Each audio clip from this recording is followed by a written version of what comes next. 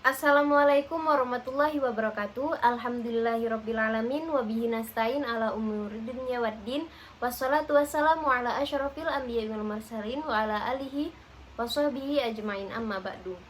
Baiklah, di sini saya Rizdaryani dengan NIM 50211000629, kelas 6H Ekonomi Syariah. Saya akan memenuhi tugas dari mata kuliah Perencanaan Anggaran Sektor Publik. Dosen pengampu Ibu Nur Rahmasari Putri, SEMBA.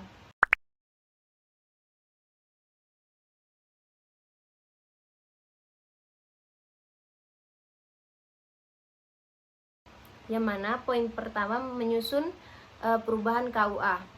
Berdasarkan perkembangan yang tidak sesuai dengan asumsi-asumsi dalam kebijakan umum APBD atau KUA Kabupaten Probogan tahun 2021 dan hasil evaluasi pelaksanaan kegiatan APBD tahun 2021. Sampai dengan triwulan 2 diperlukan perubahan APBD tahun 2021 dalam rangka yang pertama, perubahan asumsi ekonomi makro yang berpengaruh terhadap kondisi keuangan daerah.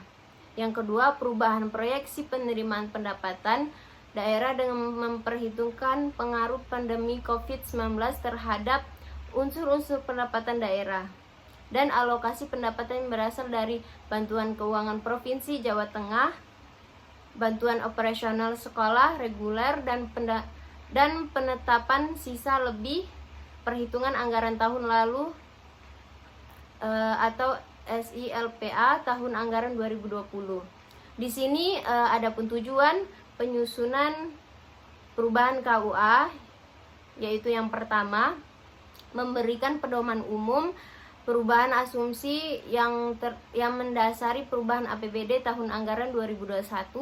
Yang kedua, menyesuaikan kebijakan terkait pendapatan, belanja, dan biaya daerah dalam perubahan APBD tahun anggaran 2021.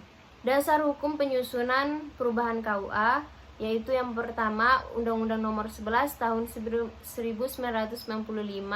tentang cukai, sebagaimana telah diubah dengan Undang-Undang Nomor 39 Tahun 2007 tentang perubahan atas Undang-Undang Nomor 11 Tahun 1995 tentang cukai. Yang kedua, Undang-Undang Nomor 28 Tahun 1999 tentang penyelenggaraan negara yang bersih dan bebas dari korupsi, kolusi, dan nepotisme.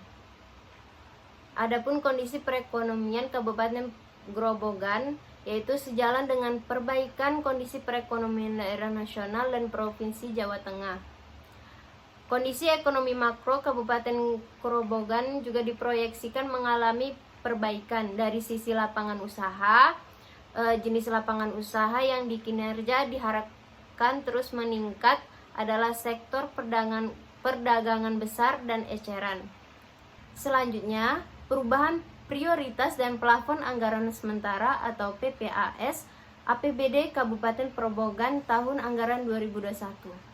Yang mana APBD Kabupaten Probogan tahun anggaran 2021 ditetapkan dengan Peraturan Daerah Kabupaten Probogan Nomor 11 Tahun 2020 tentang Anggaran Pendapatan dan Belanja Daerah Kabupaten Probogan tahun anggaran 2021 dengan merujuk pada Peraturan Bupati Probogan Nomor 39 Tahun 2020 tentang Rencana Kerja Pemerintah Daerah Kabupaten Probogan tahun 2021.